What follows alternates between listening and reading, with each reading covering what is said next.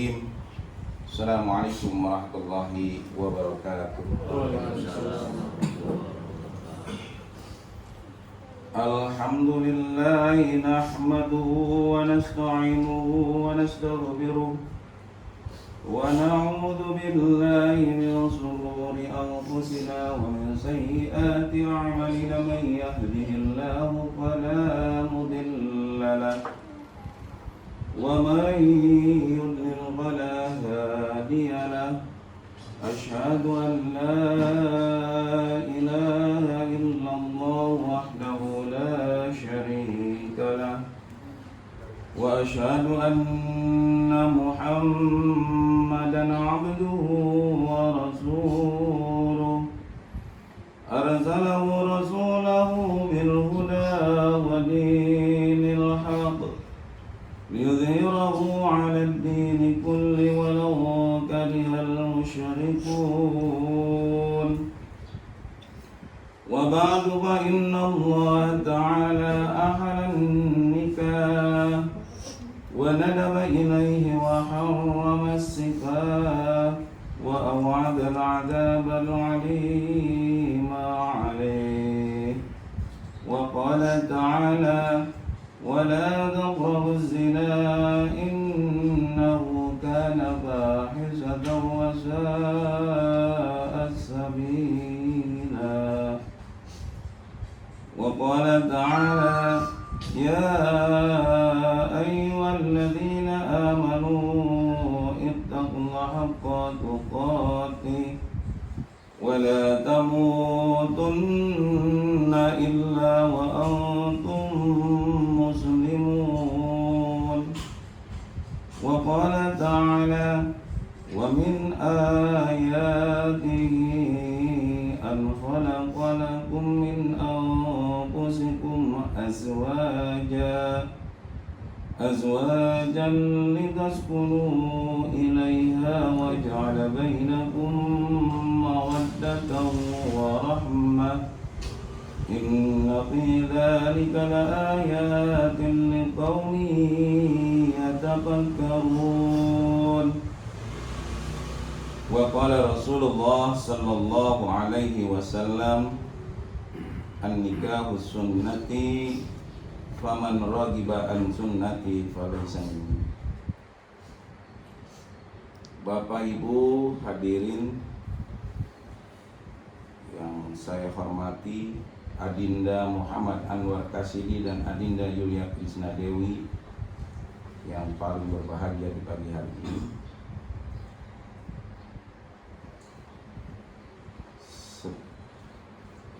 Sebentar lagi kita akan menyaksikan proses ijab qabul,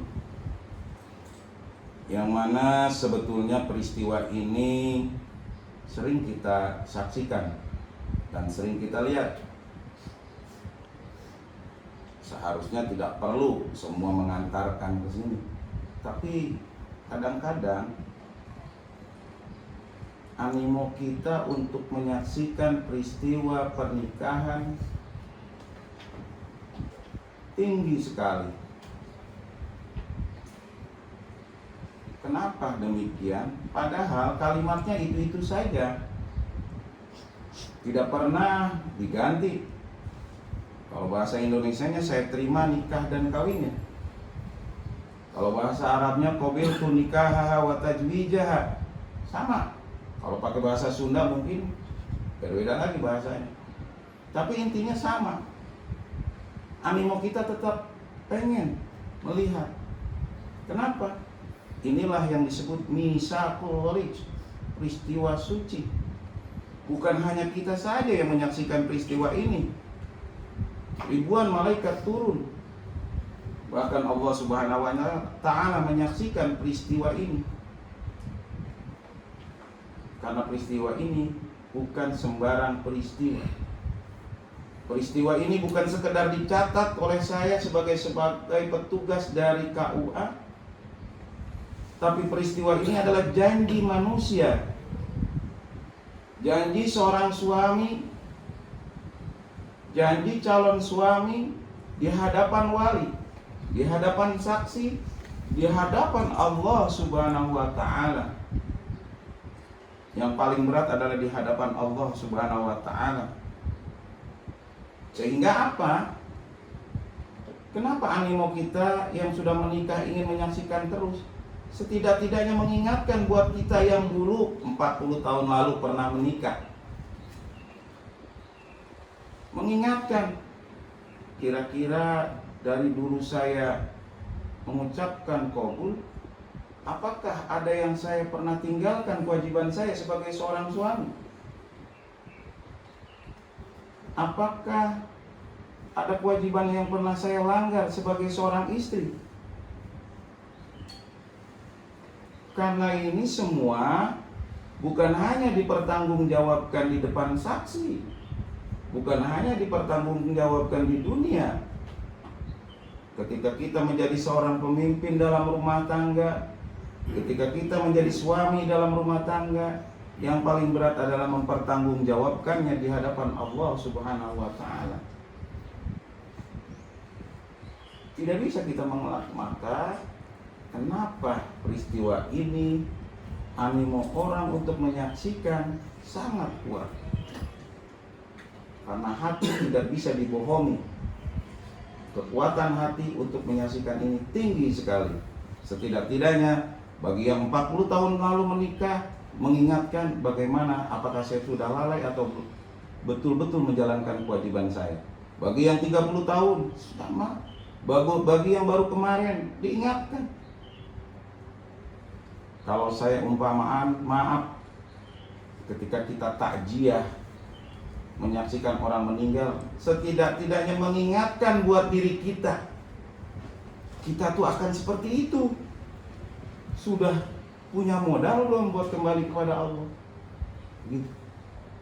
Adinda Muhammad Anwar dan Adinda Yulia, semua orang bercita-cita berumah tangga, ingin rumah tangganya bahagia. Gak ada orang yang pengen berumah tangganya pengen gak bahagia. Semuanya pengen bahagia. Masalahnya bagaimana sih ingin mendapatkan sebuah kebahagiaan berumah tangga?